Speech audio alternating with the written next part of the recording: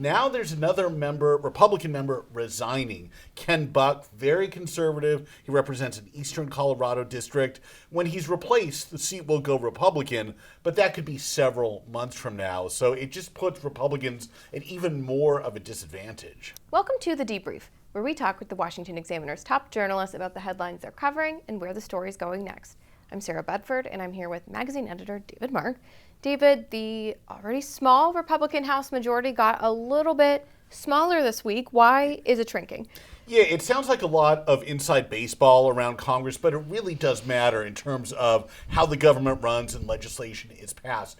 Republicans going into the end of March only had a narrow majority, depending how you count it, of 2 or 3 votes in the 435-member House of Representatives. Now there's another Republican member, resigning. Ken Buck, very conservative. He represents an eastern Colorado district. When he's replaced, the seat will go Republican, but that could be several months from now. So it just puts Republicans at even more of a disadvantage. So we're down to one Republican that separates them? It depends how you count it. There's 3, when Buck is out, there will be 3 vacancies in what are effectively Republican-held seats and 1 in a Democratic seat in Western New York. So when they're all filled, it will be 221 Republicans, 214 Democrats. But that's several months off, and a lot can happen in that time.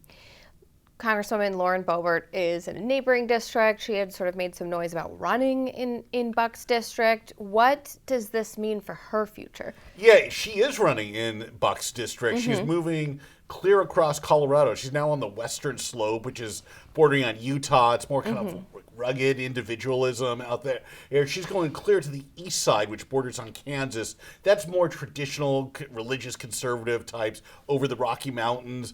It's really a muddled picture for her because now she has to choose which election she wants to run in. Basically, it's bad news for her. She already had an uphill climb against a bunch of experienced politicians in the district Buck is vacating, a state House minority leader, some other state senator, county commissioners, those type of folks. So I'd still call her the underdog at this point to remain in Congress for another term.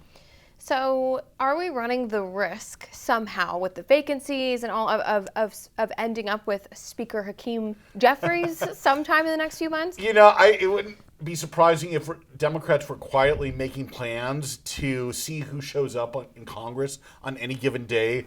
They could try, if they think they have the majority, which is entirely possible, when the numbers get that small, people are out for sickness, family illness, all kinds of normal things that people miss work for. Democrats could try and call a vote on the speaker. It gets a little complicated because there's a 48-hour rule, so Republicans, in theory, would be able to muster all their folks back here. But once it gets that close, you never know.